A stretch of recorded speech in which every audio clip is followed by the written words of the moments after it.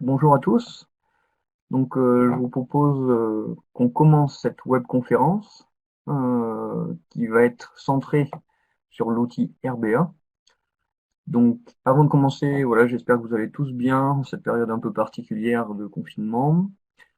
Au niveau technique, pour cette webconférence, si vous avez des problèmes de son, vous n'entendez pas, sur le bas de votre écran, vous avez un petit onglet problèmes et questions techniques, et mon collègue Maxime Fouillet de l'OIO pourra ainsi vous répondre. Pour les questions aux intervenants, sur la gauche de l'écran, vous avez un chat qui est disponible à tout moment pour toutes les personnes. Donc on vous propose de poser les questions au fur et à mesure de la webconférence et ensuite à la fin de la webconférence, les différents intervenants vous répondront. Donc ça c'était pour le côté technique. Si un dernier point sur l'aspect technique, on vous conseille, comme c'est noté en haut à gauche de votre écran, dans Réunion assistant de configuration audio, de régler voilà, le son pour que la qualité soit meilleure. Enfin, si vous avez des bugs avec l'outil Adobe Connect, souvent c'est lié à l'utilisation du navigateur, donc on vous conseille d'utiliser l'application, qui est très simple à télécharger et voilà, qui fonctionne un peu mieux que celle du navigateur. Donc, si tout va bien, on va commencer. Donc voilà, les questions, n'hésitez pas à contacter Maxime Fouillet euh, via le petit onglet en bas pour tous les problèmes des personnes qui n'entendent pas ou qui ne voient pas les images. Donc, pour me présenter, Simon Barrault, je travaille à l'Office international de l'eau et j'anime le portail web aircaptage.fr. Donc, il y a un portail avec différents objectifs, notamment la diffusion de connaissances et de données.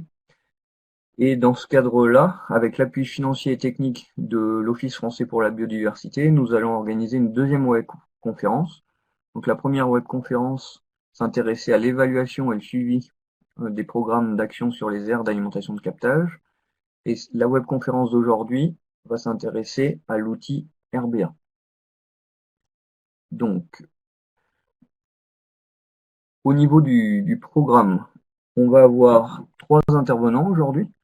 On va avoir Guillaume Jean, donc chargé de mission INRAE OFB, qui anime notamment le centre de ressources captage, qui va nous présenter les dernières évolutions du centre de ressources captage, euh, plus on va dire l'évolution, on va dire des portails air captage et aussi du portail web du centre de ressources captage. Donc on va voir qu'il y a des petits changements. Donc on profite de cette web conférence pour vous en parler. Donc cette introduction de Guillaume va durer à peu près 10 minutes. Ensuite, on laissera la main aux intervenantes de Solagro, à savoir Annabelle Richard et Caroline Gibert, qui vont nous présenter un outil qui s'appelle RBA, donc un outil pour la lutte intégrée qui s'appuie sur la lutte biologique par conservation. Donc c'est un outil de connaissance de données. Et dans le cadre de AirCaptage, de l'animation de ce portail qui vise aussi à diffuser des données, des connaissances, on trouvait intéressant voilà, de vous présenter cet outil qui peut être fort utile pour les agriculteurs, pour me connaître, voilà, avoir une base de données de connaissances, mais aussi surtout pour les animateurs captage ou les personnes en charge de l'animation, pour prendre en main l'outil et ensuite le déployer dans vos différentes missions. Donc pour ma part, j'arrête cette présentation. Donc pour les dernières personnes qui sont arrivées, n'hésitez pas. Donc sur la gauche, questions aux intervenants. À tout moment, vous utilisez le chat. Donc on répondra à vos questions à la fin de cette webconférence. Pour les problèmes techniques, en bas de l'écran, là, c'est Maxime Fouillet côté OIO qui vous répondra.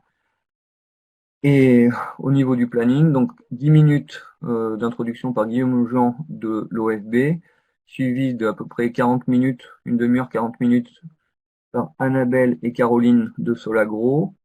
Suite à ça, on répondra à vos différentes questions, qu'elles concernent à la fois le centre de ressources ou l'outil RBA, et on terminera donc dans à peu près une heure et quart, par un petit sondage en ligne, très rapide. Voilà, n'hésitez pas, voilà, si vous avez des questions, l'objectif de la webconférence c'est que ça soit assez dynamique, donc à intervenir sur la gauche de l'écran, donc questions aux intervenants. Hop. Donc je laisse la main à Guillaume.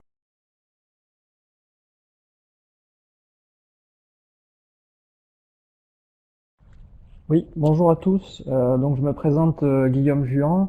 Je suis chargé de mission captage à l'Office français de la biodiversité. Donc c'est un établissement public qui a été créé récemment en 2020, en janvier 2020, suite à la fusion de l'Agence française pour la biodiversité, l'AFB, et l'ONCFS. Donc je vais vous présenter, comme disait Simon, le centre de ressources captage et les différentes évolutions qui sont en cours dans le cadre des futurs partenariats que nous avons cette année. Donc sans plus attendre, que sont les centres de ressources de l'Office français de la biodiversité? Donc, enfin, il existe donc plusieurs centres de ressources à l'OFB qui traitent de plusieurs thématiques, dont celui sur les captages, qui est, on va dire, un des plus récents, qui a été créé en 2017. Et tous les centres de ressources ont le même objectif, qui est de développer les compétences et appuyer techniquement les acteurs pour la mise en œuvre de politiques publiques. Donc, les centres de ressources s'appuient tous sur les mêmes leviers, les mêmes dispositifs qui sont l'animation de réseaux d'acteurs. Donc, les centres de ressources sont avant tout des réseaux d'acteurs que l'on réunit régulièrement et qui ont pour but donc d'évaluer les besoins du terrain, de faire remonter ces besoins et ensuite de décider de ce qui doit être conduit en termes de projets collectifs. Ensuite, les centres de ressources apportent un appui technique via la rédaction, par exemple, de guides méthodologiques, la rédaction de retours d'expérience ou l'organisation de formations. Et nous avons aussi pour mission donc de produire et de mettre à disposition des connaissances, donc à travers le financement de projets de recherche R&D et la conception de méthodes et d'outils ou la création de références. Voilà. Donc c'est, on va dire, on s'appuie sur ces différents leviers pour faire vivre nos réseaux. Donc le centre de ressources captage en particulier poursuit l'objectif suivant, qui est de renforcer la mobilisation et les capacités d'action des acteurs intervenant dans la mise en œuvre de la politique publique liée à la prévention des pollutions diffuses et avant tout sur les aires d'alimentation de captage. Donc c'est un centre de ressources qui s'adresse en priorité aux animateurs captage qui peuvent travailler dans des collectivités territoriales ou autres types d'organismes, aux têtes de réseaux d'animateurs. Donc, dans différentes régions, il existe des réseaux d'animateurs. Donc, on a pour ambition de s'adresser aussi à ces structures-là. Aux agents des services de l'État, même si au niveau national, le ministère est aussi en train de mobiliser ces services de l'État dans le cadre de réseaux. Et les agents qui peuvent travailler aussi dans les conseils régionaux, qui sont donc des structures qui vont aussi, dans les années à venir, jouer un rôle assez important dans la mise en œuvre de la politique publique captage. Donc je vais vous parler des évolutions qui sont en cours dans le cadre de ce centre de ressources. Bon, je vais passer rapidement l'organisation qui était valable jusqu'en 2019, avec un centre de ressources donc, qui se composait d'un comité de pilotage, composé des différents ministères qui portent la politique nationale, l'OFB qui pilote ce comité et l'INRAE et l'OIO qui sont des partenaires importants pour la mise en œuvre de ce centre de ressources. Et donc ce comité de pilotage s'appuyait sur un comité technique composé d'une cinquantaine de représentants de différentes structures. Donc vous avez le petit schéma qui montre la composition de ce comité technique. Et ce comité qui avait pour mission de faire remonter des besoins, de les analyser, de proposer des activités prioritaires. Ce comité technique se réunit à peu près une à deux fois par an et l'animation nationale s'appuie également sur l'organisation d'événements nationaux comme Paul Diffot. Le dernier en date a eu lieu en décembre 2019 à Lille. Et l'organisation de journées d'échanges techniques régionales. Donc tout ça a été organisé et piloté par deux structures, une association, l'AST et la FNCCR. Donc pour cette année et pour les années à venir, nous allons organiser différemment les choses dans le sens où le comité technique à 50 représentants ne sera pas forcément réuni sous ce format-là, de nouveau. Nous allons plutôt nous baser sur des groupes de travail qui seront composés de membres un peu plus réduits, on va dire, en termes de nombre. Et nous avons d'ores et déjà identifié plusieurs sujets qui nous semblent importants à traiter. Donc le sujet donné, et là-dessus, l'OIO jouera un rôle important dans l'animation de ce groupe de travail, au vu de l'expérience accumulée à travers le portail aircaptage.fr. Le suivi et l'évaluation des plans d'action. Donc, comme Simon a dit dans son introduction, une webconférence a déjà été organisée en novembre 2019. Et donc là-dessus, il s'agit de continuer cette animation donc via d'autres événements de ce type-là, où donc tout cela sera à voir en réunissant ce groupe de travail. Et un autre groupe sur les formations, puisqu'il nous semble important aussi de mettre autour de la table les différentes structures qui portent des formations et de voir un peu quels seraient les éventuels trous dans la raquette pour ces formations. Voilà, et à côté de ça, cette animation sera appuyée par l'organisation d'événements nationaux sur des sujets prospectifs, l'organisation de webinaires techniques, et on a aussi pour ambition d'organiser un grand prix voilà, en 2021. Tout ça, ça reste encore à caler. Et puis, on souhaitait aussi, mais ça reste encore à construire, initier une animation nationale qui regrouperait les différentes têtes de réseau d'animateurs, donc ces réseaux régionaux qui réunissent les animateurs captage. Donc voilà pour ce qui est de l'évolution de l'animation nationale. Concernant les sites web, donc vous êtes, j'imagine, tous au courant de l'existence du site web r-captage.fr qui a été développé et qui est géré par l'OIO et qui regroupe un grand nombre de ressources et de données sur les aires d'alimentation de captage. Et il existe également un autre site, le portail technique de l'OFB, dans lequel sont regroupées plusieurs pages du centre de ressources captage, pour la simple et bonne raison que le futur site, le site du centre de ressources captage n'existe pas encore et qui, on espère, verra le jour d'ici 2021 et qui regroupera donc l'ensemble des ressources, des informations, les agendas, les formations qui concernent donc la politique publique captage. Donc voilà, ces deux sites-là vont évoluer à travers donc la création d'un nouveau site centre de ressources captage.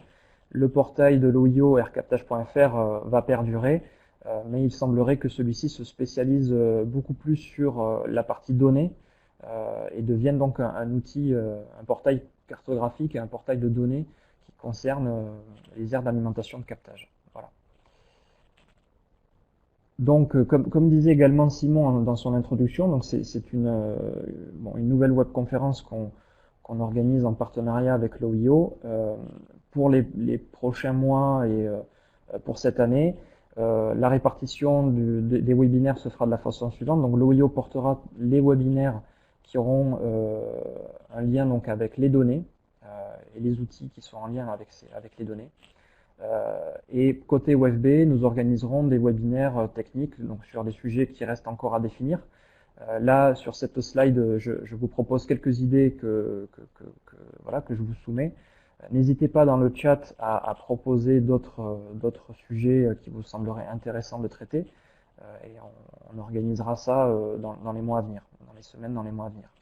Donc pour ce qui est des idées que je vous soumets, donc un guide méthodologique va prochainement sortir sur la gestion dynamique de projets d'AAC, rallongé nitrate. Donc il nous semblerait intéressant de préparer une webconférence aussi là, sur le sujet pour présenter ce nouveau guide. Sur le sujet de zone tampon et infrastructure agro-environnementale, il y a plusieurs sujets qui mériteraient d'être discutés aussi dans le cadre d'un webinaire sur par exemple la conception et l'implantation de ces infrastructures, les outils incitatifs pour les mettre en place et puis leur mode de gestion. Donc une étude est en cours d'ailleurs par Solagro qui devrait se terminer d'ici la fin de l'année et ce sera l'occasion de présenter peut-être un certain nombre d'éléments de cette étude dans le cadre d'un prochain webinaire. L'OFB a également financé un certain nombre d'études en lien avec les sciences humaines et sociales sur l'analyse de dynamique collective et sur les outils fonciers. Donc là aussi, ce sera sûrement l'occasion de présenter le résultat de ces études-là dans le cadre d'un webinaire. Et finalement, ça pourrait être aussi, ces webinaires pourraient être aussi l'occasion de faire parler ou de donner la parole aux acteurs aux acteurs qui portent les démarches localement pour présenter des retours d'expérience. Donc voilà plusieurs idées, mais n'hésitez pas dans le chat à proposer d'autres idées, d'autres sujets. Je vous laisse la liste des contacts à l'OFB des personnes qui travaillent autour du centre de ressources captage. Donc moi-même, ensuite mes collègues Claire Billy qui se charge plutôt des projets R&D en lien avec l'agriculture, l'agroécologie et la protection des milieux aquatiques. Et puis le chef adjoint du service usage et gestion de la biodiversité, Aurélien Dalloz. Donc voilà, vous avez nos contacts, donc n'hésitez pas à nous contacter, à nous joindre. Voilà, et je laisse la parole maintenant à Solagro qui va nous présenter la plateforme RBA. Merci Guillaume. Donc il y a des questions voilà sur la gauche, donc c'est très bien. Donc on y répondra après la présentation voilà de Solagro pardon par Annabelle et Caroline.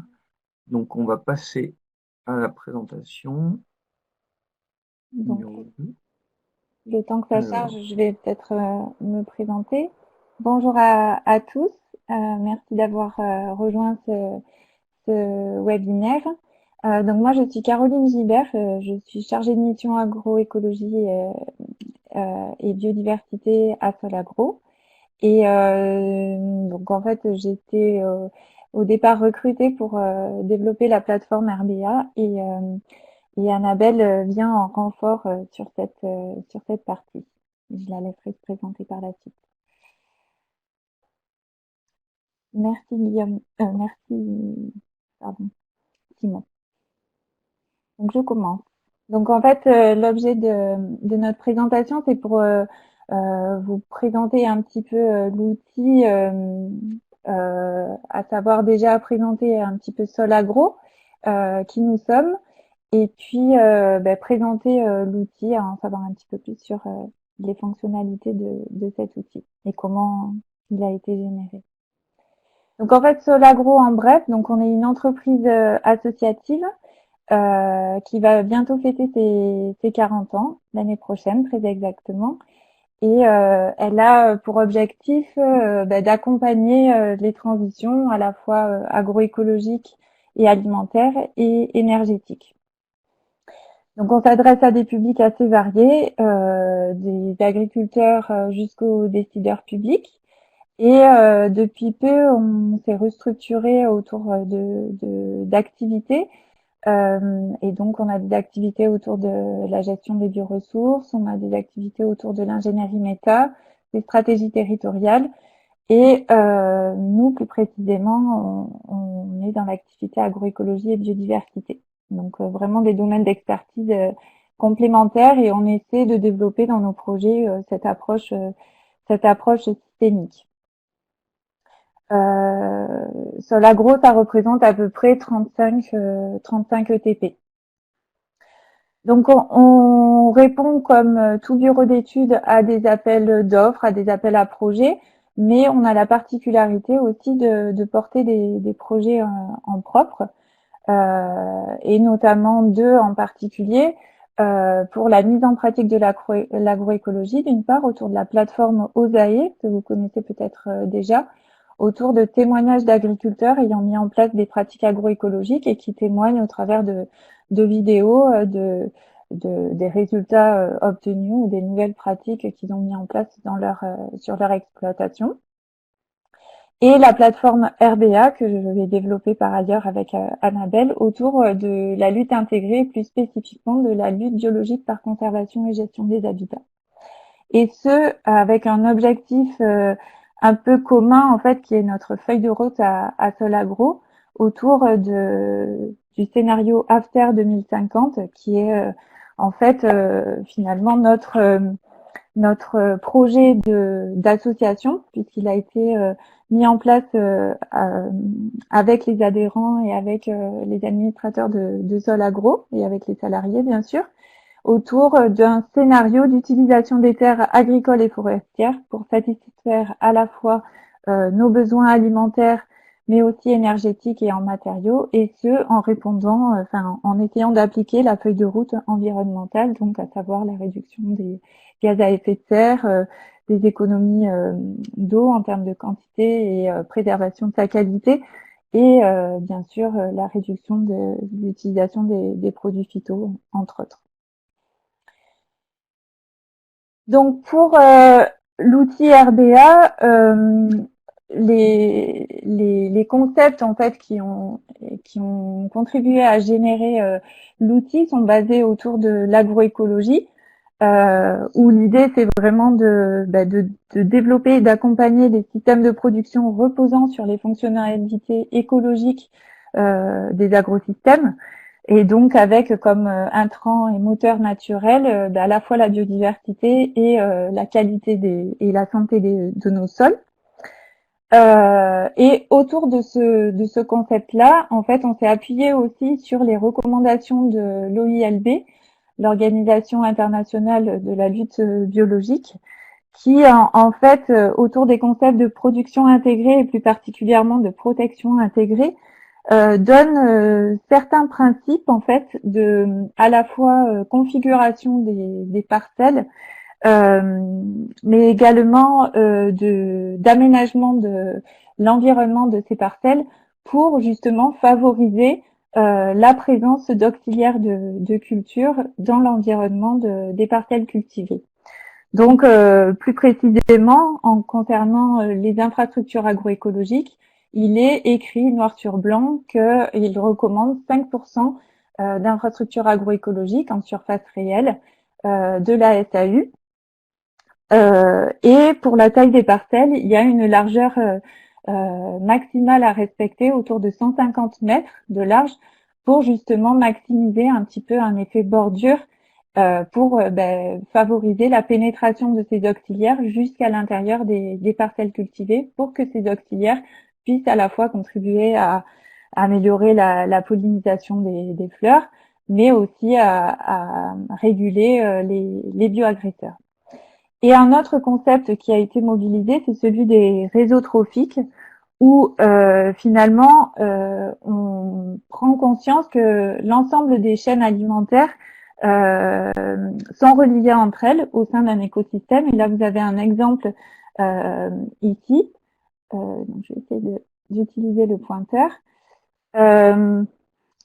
Ici, où en fait vous avez représenté dans une parcelle, dans une exploitation agricole en Angleterre, les réseaux trophiques en présence, avec au centre finalement la flore dont dépendent toutes les espèces présentes autour.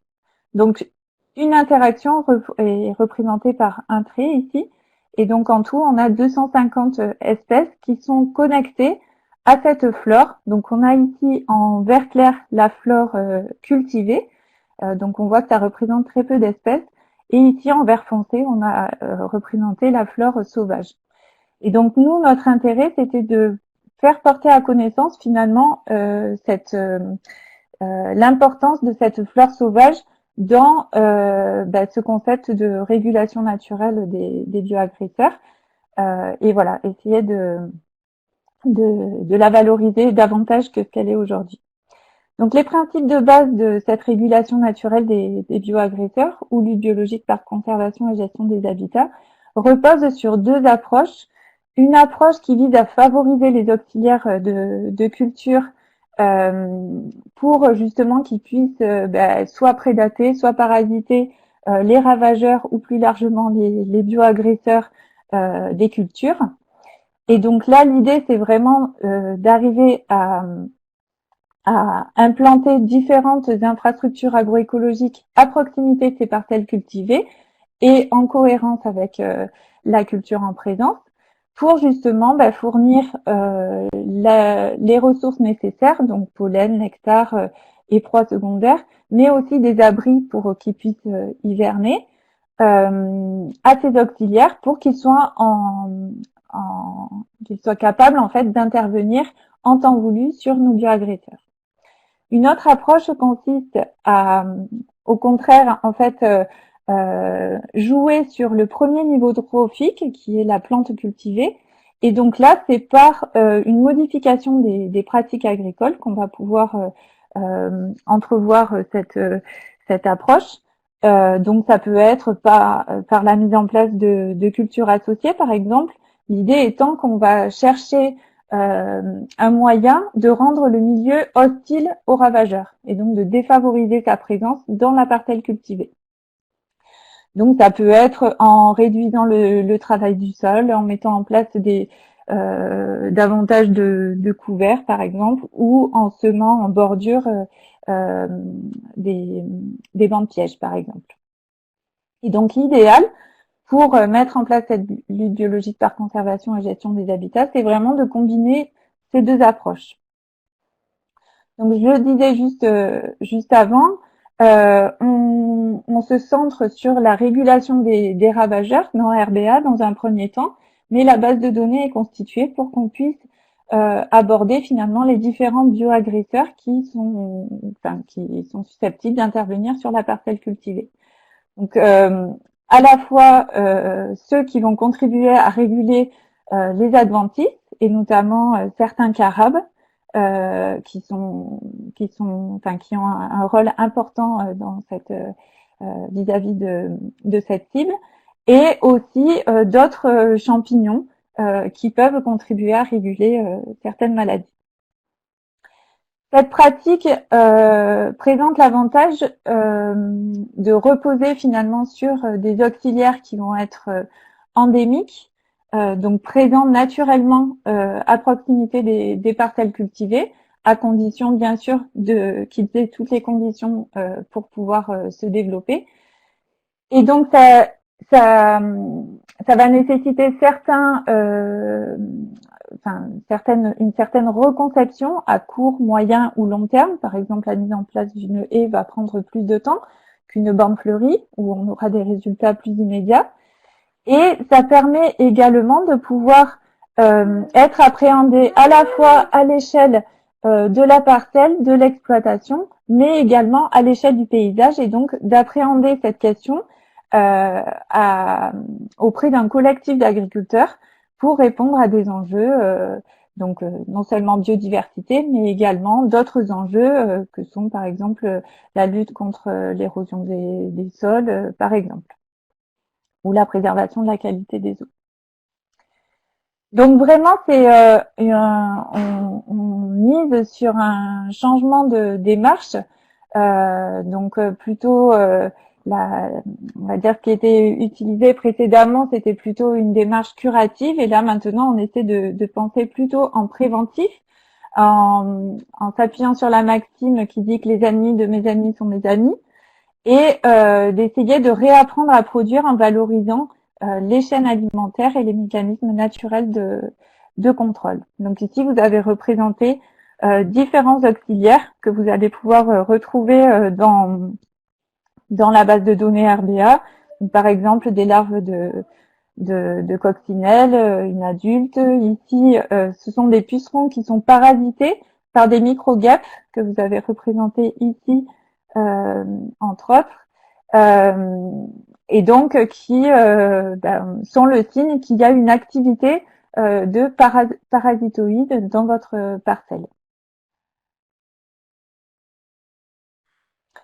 Donc RDA en fait a été constitué parce que on sait d'après la biblio que 9 auxiliaires sur 10 ont à sortir de la parcelle cultivée pour réaliser la totalité de leur cycle. Donc ici vous avez un exemple avec la chrysope verte ou demoiselle aux yeux d'or qui peut intervenir comme auxiliaire sur les pucerons dans les céréales, et on sait en fait qu'elle hiverne dans la strate arborée. On sait par ailleurs aussi, d'après la biblio toujours, que la quantité d'infrastructures agroécologiques va influencer le taux d'efficacité des auxiliaires. Donc ici, vous avez un exemple. Au plus vous allez avoir d'infrastructures agroécologiques à proximité des parcelles cultivées, au plus, en fait, vous aurez un taux de parasitisme important de votre méligette du colza, et en parallèle, vous aurez une réduction des dégâts dus à ce méligette dans les parcelles cultivées de colza. Et enfin, le troisième constat et que le type et la composition de ces infrastructures agroécologiques vont jouer sur la qualité de la prédation ou du parasitisme et du parasitisme, pardon. Donc ici, c'est un exemple avec le puçon des céréales, et on peut observer que en fonction du type de bordure qui est choisi, et ben plus on va vers une bordure, on va dire diversifiée, et plus on a un taux de parasitisme de ces pucerons de céréales qui augmente, dû à un ratio de prédateur-proie plus important. Et parallèlement à ça, on sait aussi que on a des agriculteurs qui sont connectés, donc voilà, via leur smartphone, etc., et qui sont demandeurs de conseils ou en tout cas d'accompagnement pour essayer d'aller vers des pratiques encore plus vertueuses ou essayer d'adapter en permanence leurs pratiques. Et on sait également que dans la biblio, il y a énormément de données concernant cette lutte biologique par conservation et gestion des habitats, mais que c'est souvent publié en anglais et donc peu connu et peu relayé dans la profession agricole. Donc l'objectif de notre plateforme était vraiment de faire connaître et de promouvoir la lutte biologique par conservation et gestion des habitats dans les exploitations agricoles françaises, en partageant justement et en mutualisant et en diffusant toute l'information qui était disponible dans ces publications scientifiques vers les acteurs de terrain, et ce via un outil libre et gratuit en ligne pour sensibiliser le plus grand nombre. Et on a aussi une partie collaborative dans l'outil, voilà, qui on l'espère nous permettra en tout cas voilà, d'avoir un retour aussi d'expérience de personnes qui l'ont déjà mis en place. Et l'idée, c'était d'avoir un support de discussion, donc en premier lieu entre agriculteurs et conseillers, mais ça peut également servir pour l'enseignement agricole. Et donc, comme je le disais précédemment, l'idée, c'est vraiment de pouvoir réfléchir ces aménagements à l'échelle d'un bassin versant, voilà, pour aussi aborder des notions de connectivité de ces infrastructures les unes avec les autres, ou avec des réservoirs de biodiversité, si on est proche de zones de type NIEF ou de type Natura 2000, par exemple. Et donc, l'outil est disponible donc en ligne via le site internet, et adaptable sur tout support, donc y compris smartphone. Et on a essayé de le développer avec un souci pédagogique et didactique. Voilà. Donc l'idée, c'est vraiment de pouvoir participer à l'évolution des pratiques agroécologiques et valoriser les synergies entre agriculture et biodiversité, et ce dans le but d'accélérer la transition agroécologique.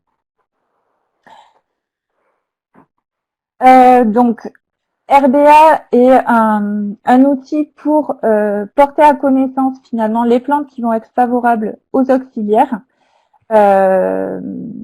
Donc en fait là vous avez la page d'accueil du site RBA qui se présente ainsi, avec voilà un carrousel avec différentes actualités qui sont susceptibles de défiler, différentes dalles qui mènent à différents espaces, et un agenda voilà, et des actualités sur le site.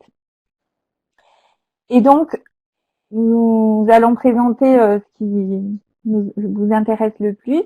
Donc l'outil interactif, qui est la première, on va dire, le premier objet d'RBA, c'est-à-dire le porter à connaissance de ce réseau d'interaction qui est présent à l'intérieur de la parcelle cultivée. Donc là, vous avez l'exemple des régulations naturelles qui existent dans la vigne, donc avec ici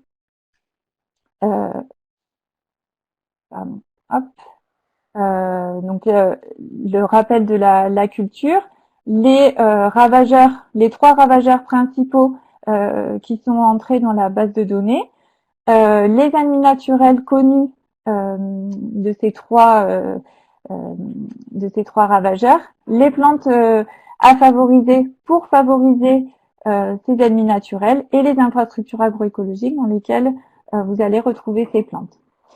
Ce réseau d'interaction peut aussi, on peut visualiser aussi l'impact des pratiques agricoles ou encore du contexte paysager sur ce réseau d'interaction. Et donc là, par exemple, vous avez quelques exemples de pratiques agricoles qui peuvent interférer avec ce réseau d'interaction.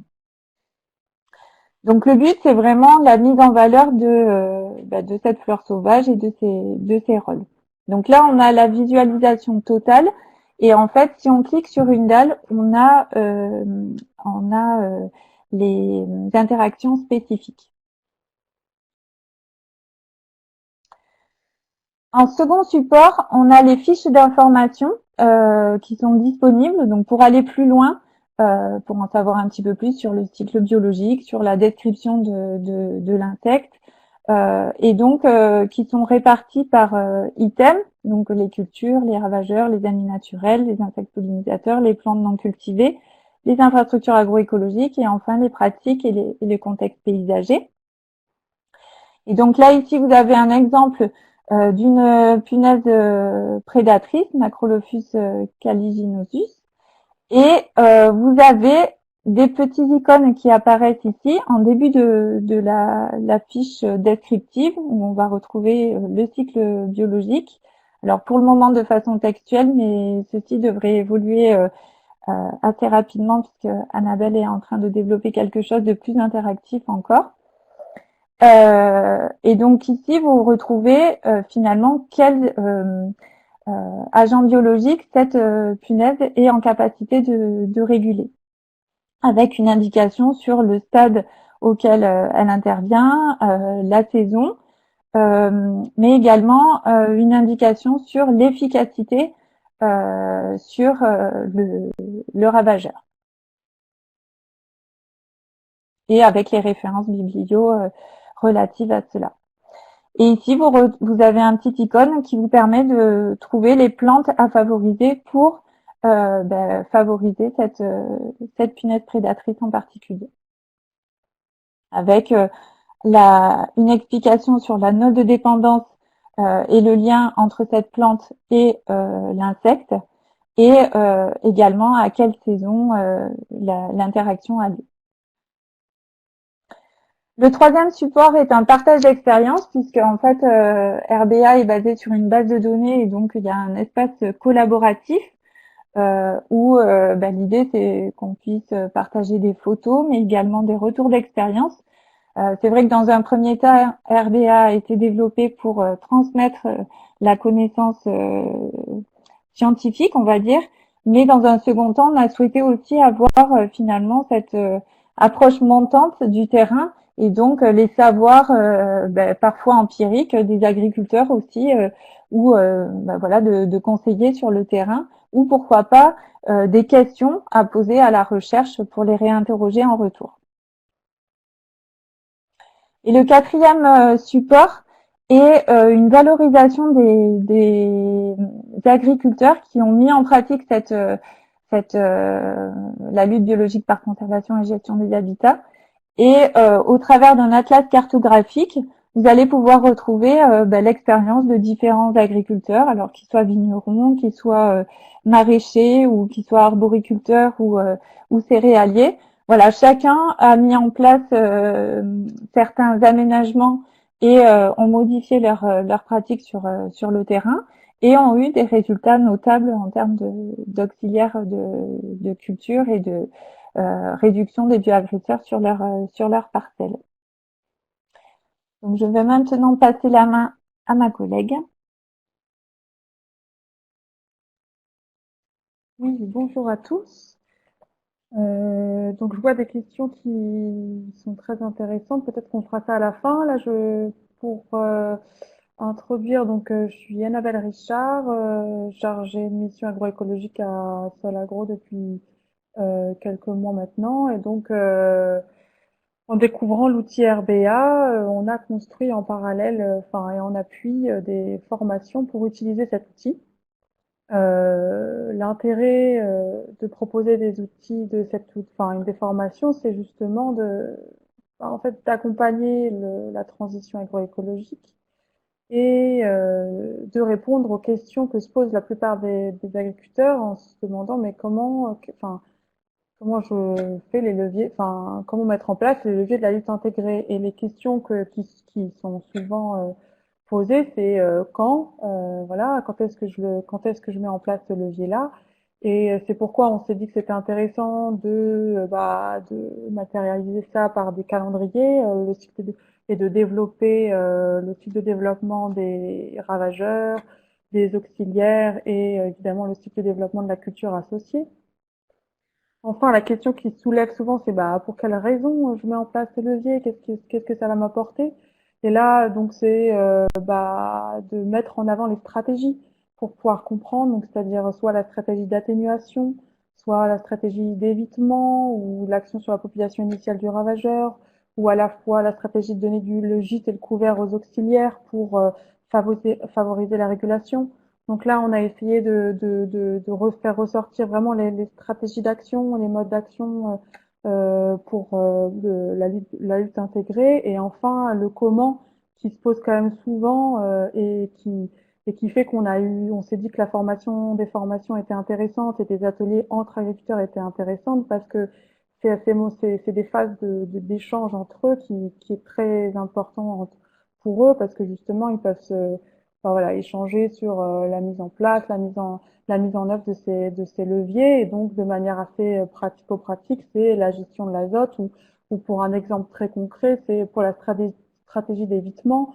C'est proposé dans RBA et dans la biographie donc, de faire un semis tardif du blé pour éviter le puceron d'automne qui lui revient sur la parcelle pour retrouver son hôte, donc le blé en automne, et c'est proposé de faire un semis tardif. Et à ce moment-là, des questions se posent sur les fenêtres de semis, quand est-ce qu'il faut le semer, quelles conséquences ça aura sur les rendements.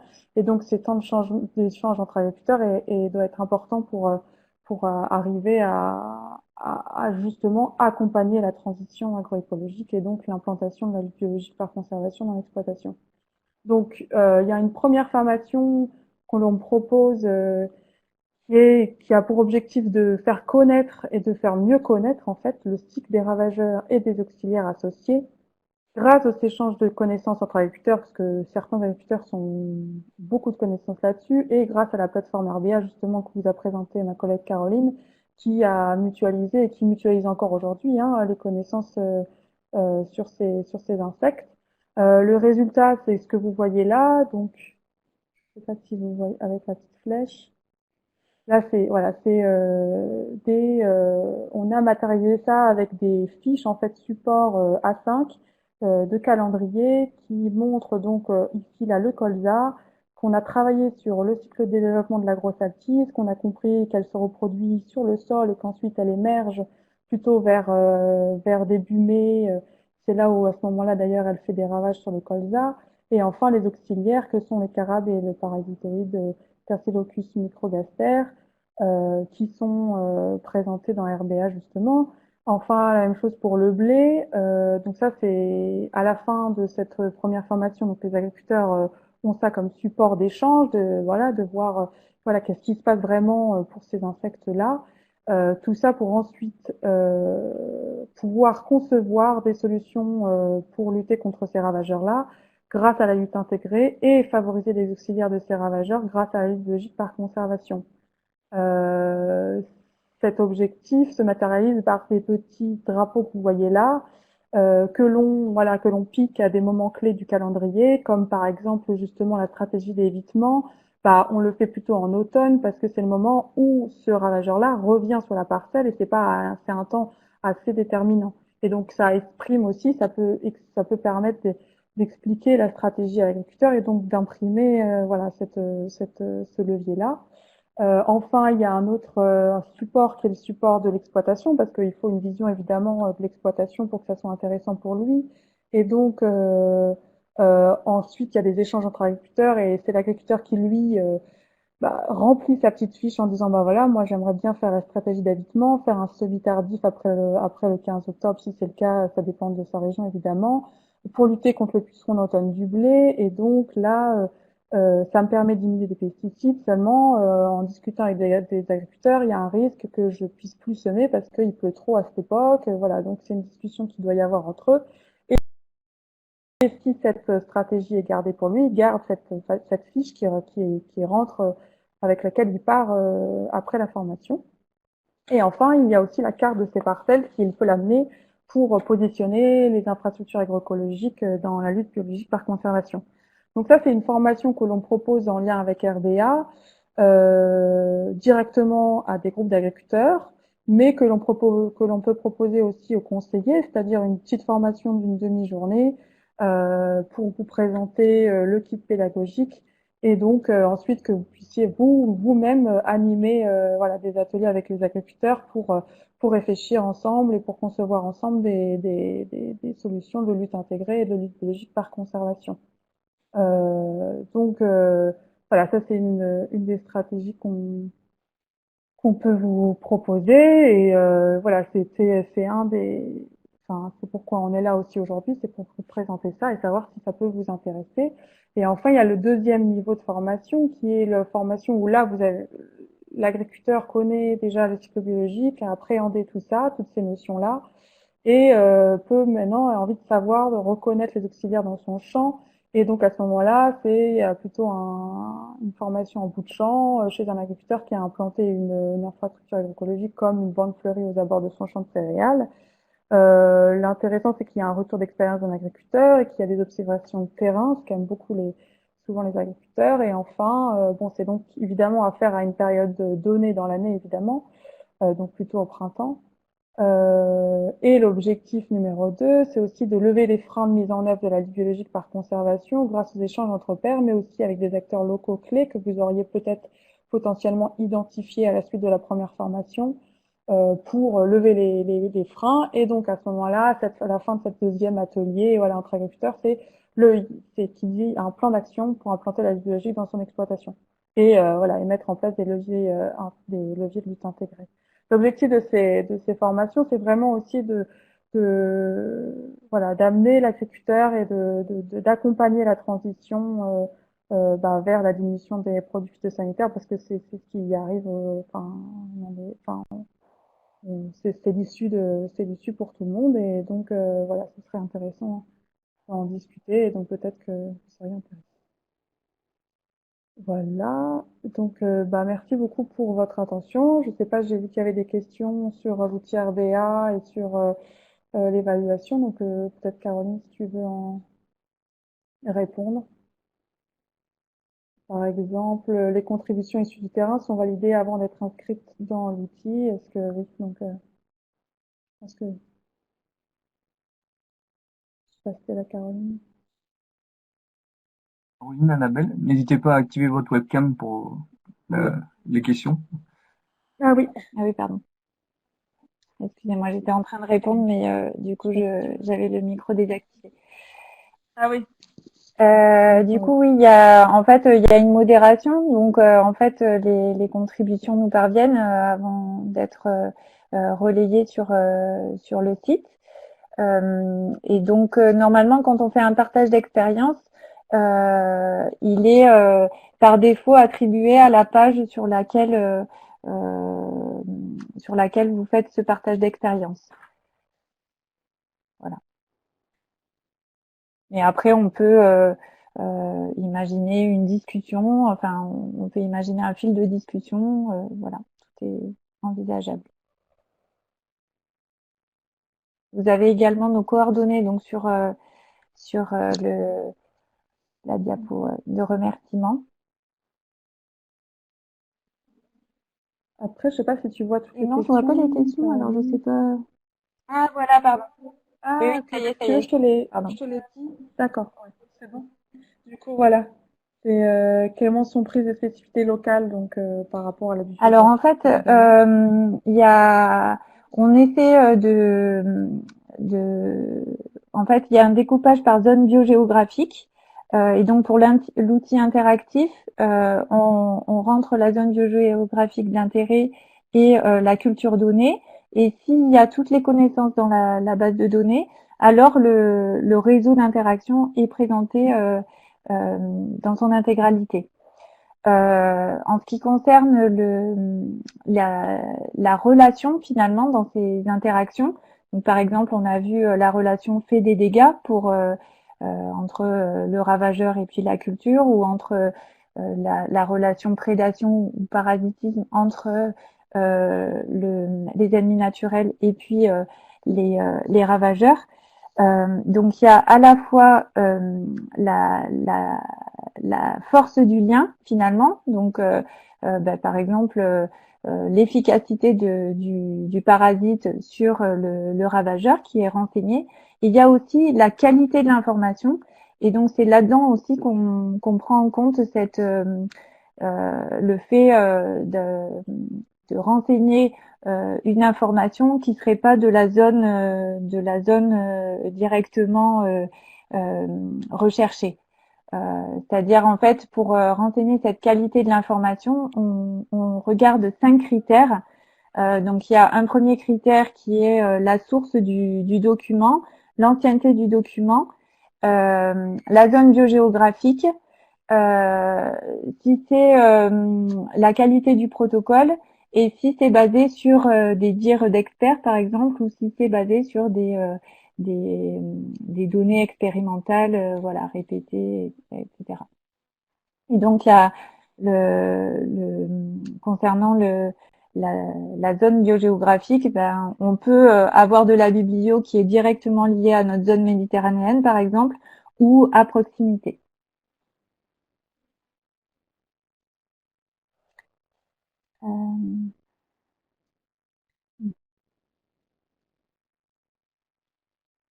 Euh, Pour est-ce que tu vois par rapport aux questions là sur les une comité de contributeurs pour assurer l'enrichissement de l'outil RBA, alors, euh, elle est ouverte une en fait, c'est une communauté, non? communauté ouverte. Alors, ce que j'ai pas dit, c'est que donc RBA est soutenu depuis le début par des financements Ecophyto, et notamment par l'ONEMA historiquement, puis l'AFB et maintenant l'OFB. On a quelques soutiens privés également. Donc il y a une communauté de contributeurs, mais pour le moment c'est essentiellement nous qui contribuons. On a essayé de solliciter pas mal les chercheurs pour la base de données, donc souvent on a leur contribution via des publications, via des photos. Mais voilà, il y a quelques partenaires qui commencent à se manifester. Donc par exemple on a la FNAM qui souhaiterait développer cet axe et donc qui souhaiterait être contributeur, puisqu'en plus enfin voilà, ils ont un entomologiste dans le groupe, donc ils aimeraient pouvoir y contribuer. Donc bien sûr, si dans le groupe il y a des personnes qui ont cette connaissance et ont cette volonté de rentrer dans la base de données, faites-nous signe et ce sera bien volontiers. Et donc les informations proviennent pas que seulement de la littérature scientifique. Justement, quand je parlais de la source des documents utilisés, on a à la fois les ressources, les publications scientifiques, mais on valorise aussi tout ce qui est brochure technique, tout ce qui est résultats de cases d'art par exemple, résultats, voilà, parce on estime que tout ça, ça veut dire que c'est aller jusqu'au terrain aussi, et que donc ça mérite d'être valorisé aussi sur la plateforme. Donc il y a une note. Donc si vous allez sur le site RBA, en fait, vous avez cela qui est détaillé en fait dans RBA c'est quoi dans le menu, et dans originalité de l'approche, vous avez un petit détail sur la grille qu'on utilise pour renseigner ce degré de confiance dans la relation qu'on rentre dans la base de données.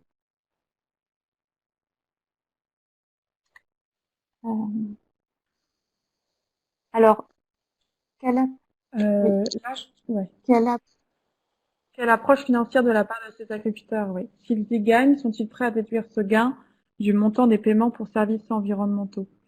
Euh,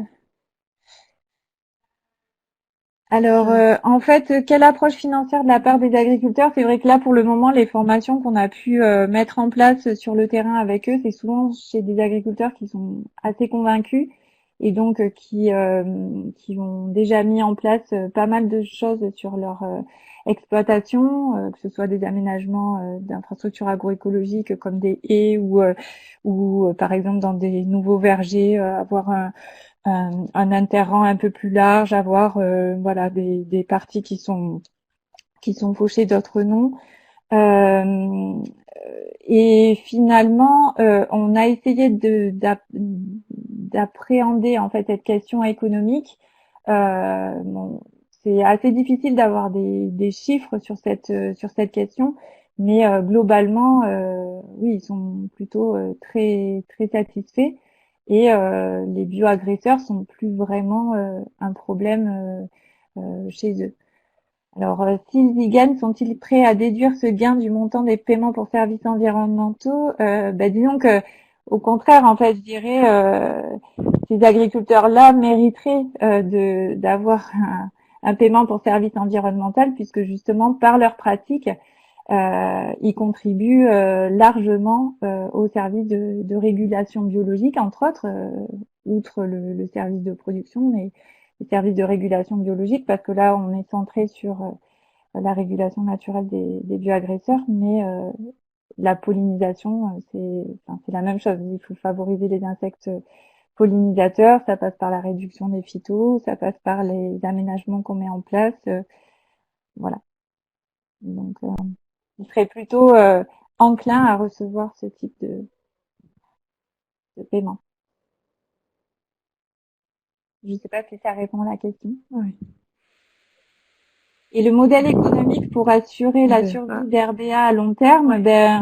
l'idée ce serait que, enfin, on espère, voilà, nous on va arriver en fin de projet là, mais on espère pouvoir redéposer un appel à projet Ecophyto pour pouvoir poursuivre à la fois l'enrichissement de la base de données parce que bon, on a couvert pas mal de systèmes de production, mais il y a encore des éléments à couvrir. Et puis surtout pour, on va dire, encore plus valoriser les agriculteurs qui le mettent en place et avoir davantage de retours d'expérience. Et puis massifier en fait la mise en place sur le terrain, quoi. C'est vraiment ça qui nous tient à cœur. Ouais. Et pour les modalités de formation, je vois quel coût et des conseillers experts locaux participent par exemple dans l'Est de la France. Je comprends pas bien la deuxième question. Le coût de la formation, alors là on en fait une auprès d'un groupe d'agriculteurs de J2E et on a fait appel au fonds de Vivea. Donc ça peut être une solution pour vous si jamais vous avez envie d'une petite formation avec le kit pédagogique d'RBA et ensuite vous animer avec un groupe d'agriculteurs, vous pouvez faire appel au fonds Vivea. Après, là, c'est aussi le sujet de cette webinaire, c'est de savoir si vous êtes intéressé, si vous seriez intéressé par faire une petite formation d'une demi-journée pour comprendre bien l'outil RBA, comment pouvoir y contribuer et ensuite comment l'utiliser dans les formations avec les groupes d'agriculteurs que vous avez. Et donc à ce moment-là, on réfléchira évidemment au coût. Ensuite, quelle contribution des associations écologiques qui développent aussi des outils et des formations à destination des agriculteurs, dont LPO évidemment, Arthropologia, API. Ce sont des associations écologiques qu'on connaît évidemment, avec qui on a déjà des contacts. De manière assez concrète, on a en lien avec la plateforme TAB, qui est une plateforme d'essai où justement on aimerait faire des formations avec eux et donc en lien avec la LPO de la Drôme. Arthropologia est à Lyon et il y a une antenne à Lyon de Solagro, donc on va se rapprocher et on fait des liens ensemble, mais on fait pas de lien de formation, mais c'est un des objectifs. Je sais pas si tu Oui, veux et rajouter quelque chose, Caroline. concernant la LPO et l'OPI, on est en lien avec ces structures-là Donc parce que pour la LPO, ils ont aussi développé un réseau qui s'appelle Paysans de Nature qui justement valorise un peu les agriculteurs qui sont des naturalistes initialement. Et donc naturellement on a initié ce rapprochement avec eux. L'OPI également pour des aspects plus de voir s'il pouvait y avoir des échanges de photos entre nos sites. Pour le moment, ça s'est pas vraiment concrétisé, mais en tout cas, c'est des structures avec lesquelles on est en lien, bien évidemment. Alors dans l'ancien RMT agriculture et biodiversité, et maintenant le RMT régulation naturelle des bioagresseurs. Et donc je vois une question aussi de la Fredon Occitanie sur savoir si une extension est prévue pour aborder les moyens de lutte alternatifs contre les maladies fongiques, virales et bactériennes, et voir s'il y avait un lien existant entre ces maladies et les insectes vecteurs. Le lien entre les maladies et les insectes vecteurs, il est déjà effectif, on va dire, dans RBA, puisque dans les fiches d'agents biologiques, dans lesquelles vous allez retrouver les ravageurs, les prédateurs, les parasitoïdes, etc., quand vous avez un ravageur qui fait des dégâts, vous avez aussi des bioagresseurs secondaires qui peuvent être favorisés via ce ravageur, ou des maladies qui peuvent se développer à l'issue de la piqûre, par exemple. Et donc, c'est dans ce cadre-là qu'on rentre cette information. Et la structure de la base de données est telle que, effectivement, on peut rentrer des données sur les champignons, les virus. Alors c'est pas aujourd'hui le cas parce que on n'a pas beaucoup d'éléments encore, mais en tout cas la structure est tout à fait compatible avec ce type de données.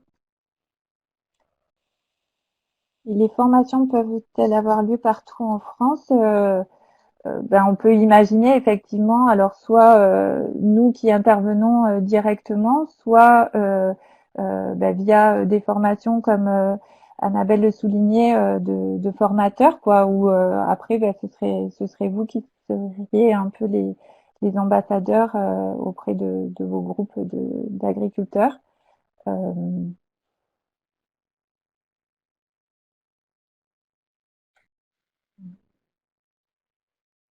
J'ai l'impression qu'il y a des Amélie questions. est en train Peut-être, d'écrire. Et experts ouais. locaux de Parce que naturalistes. sinon, on va passer à des soins avec les Mhm. naturalistes locaux. Alors là, la participation de naturalistes locaux dans des formations, je Alors, ne saurais pas concernant les naturalistes savoir. locaux, c'est vrai que, par exemple, l'Arthropologia ou l'OPI, ou même on est en lien aussi avec les conservateurs d'espaces naturels, qui ont peut-être davantage cette approche naturaliste, et eux pourraient effectivement contribuer sur certains aspects.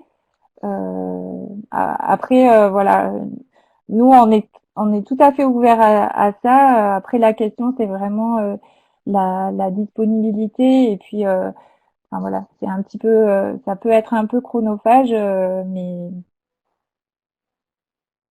mais en tout cas on proposera de toute façon un espèce de tutoriel en fait pour pouvoir contribuer peut-être plus facilement à la base de données. Alors, oui. On va peut-être passer au sondage, mais je réponds rapidement à la question. L'accès au kit pédagogique est possible qu'après formation ou peut-on acheter uniquement le kit? Pour l'instant, le kit n'est pas professionnalisé entre guillemets. C'est des choses qui sont faites comme ça pour vous tester déjà.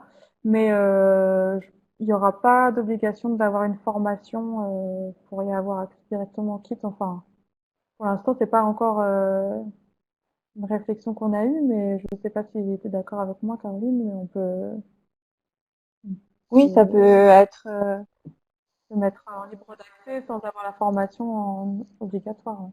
y avoir des échanges préalables si besoin. En tout cas, on aimerait justement le rendre plus accessible, ce kit, et à ce moment-là, on fera.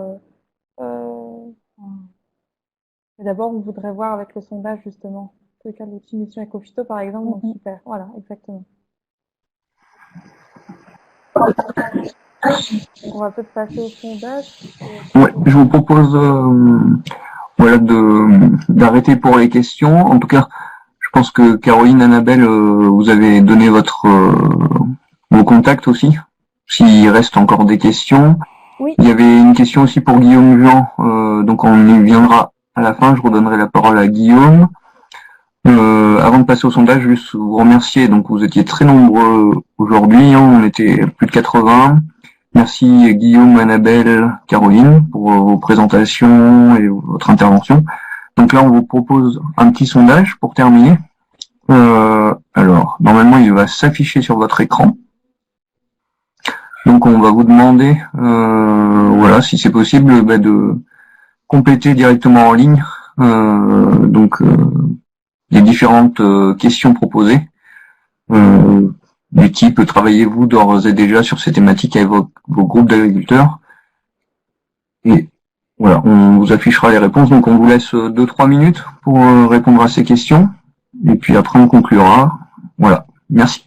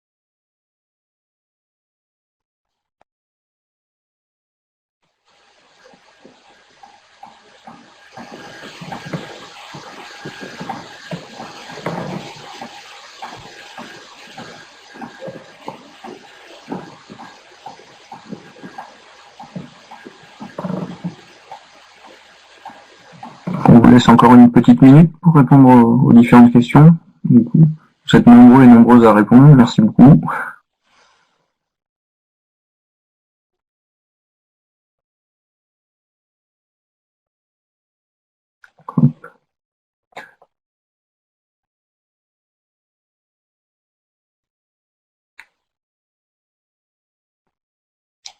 Donc, pendant que voilà, je laisse l'écran en place, donc comme ça vous pouvez continuer à répondre. Mais simplement pour conclure,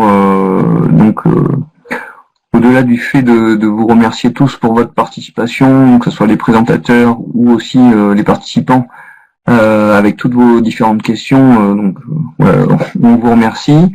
On précise également que les webconférences vont continuer, que ce soit plus côté OIO ou plus côté centre de ressources. Donc notamment au second semestre, côté OIO, on en fera sûrement une sur la thématique des données captage, au sens large. Donc à préciser. De plus, Guillaume va pouvoir puiser dans vos différentes propositions sur le chat pour proposer aussi des webconférences dans le cadre du centre de ressources captage. Donc on vous remercie.